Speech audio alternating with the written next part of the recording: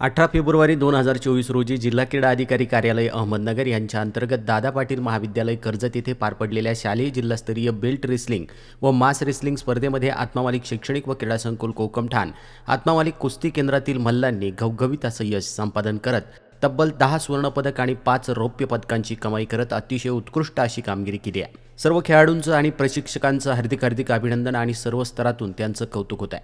त्याचबरोबर सुवर्णपदक विजेत्या खेळाडूंची 20 फेब्रुवारी रोजी इंदापूर येथे होणाऱ्या शालेय विभागीय स्पर्धेसाठी निवड झाली आहे। सर्व पदक विजेत्या मल्लांना आत्मामालिक कुस्ती केंद्राचे संचालक गुरुवर्य वस्ताद पैलवान भरत नायकल सर, NIS कुस्ती कोच पैलवान विवेक नायकल, पैलवान राजू पाटील सर, पैलवान अक्षय डांगे यांचं मोलाचं मार्गदर्शन लाभलं आहे। आणि यशवंत मल्लांचे संस्थेचे अध्यक्ष माननीय श्रीमान नंदकुमारजी सूर्यवंशी साहेब यांनी परमपूज्य सद्गुरू आत्मामालिक माऊलींच्या कृपा आशीर्वादासह खूप खूप अभिनंदन केलं आहे आणि त्यांच्या पुढील वाटचालीस हार्दिक शुभेच्छा दिल्या आहेत। आत्मामालिक न्यूजसाठी संपादक सागर आहिरे, कोकमठाण।